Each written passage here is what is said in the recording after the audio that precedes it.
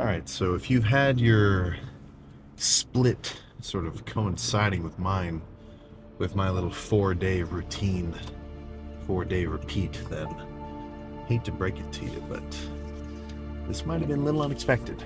Let's get in there. Kind of a little bit of a weird day today, but it'll definitely serve a purpose. Definitely serve a purpose. Let me ask you this, man. How many of you have already failed your New Year's resolutions?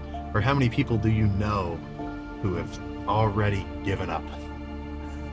I'd say more than, holy shit. What do you think the real number is? It's been a week. It's got to be more than half. It's got to be more than like 65% guaranteed.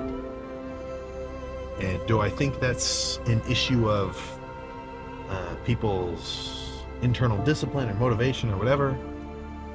Maybe not. I just think the idea of these resolutions are kind of goofy. Ugh. Maybe it's good. I mean, I'm sure there are freaks out there who started off their journey in it. I mean, it could be anything. It doesn't have to be working out. But the New Year's resolution idea got somebody going. If it didn't, then people wouldn't even talk about it. But for the most part, I think it's kind of just, it's not the strongest call to action.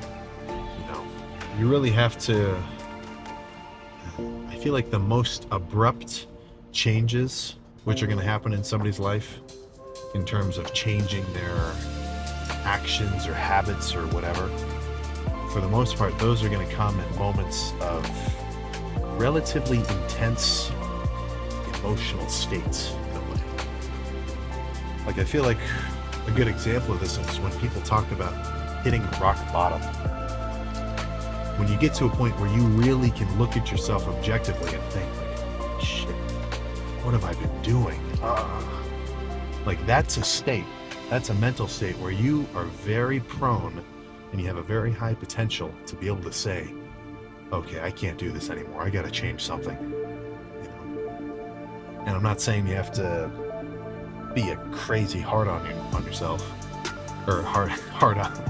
You don't have to be a crazy hard ass on yourself, but I think that people who can really take control of their habits and daily routines, they're not just people who have, crazy internal discipline or whatever else. I guess that's probably true, but it's not just that kind of person.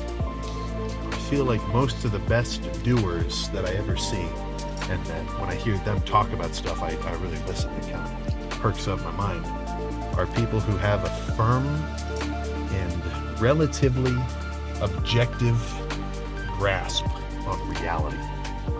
And I'm not saying that, I'm talking about people who aren't crazy. I mean people who can understand the reasoning and the logic between, or that kind of causes them to do certain things and whatever else. It's like, I might not be really explaining this well enough, but it's somebody who can really look at themselves and think, okay, what do I need to change? What have I been doing that's holding me back? What have I been doing that I know I really shouldn't be doing? Or kind of the opposite of that, what should I be doing that I know I haven't been doing? And if you can kind of have an open and honest discussion with yourself like that, and think like, okay, maybe I really shouldn't be doing this or that. Maybe I've been, oh crap, I haven't been getting any studies in on the weekend because I keep going out. Fuck, God, Jesus. Anything like that, where you can have a phrase, okay, I know that I shouldn't be doing this, or that I should be doing this. If you can really do that and have that sort of thought process in your own mind, then I think that's the best case scenario for you to be able to reroute what you're aiming at,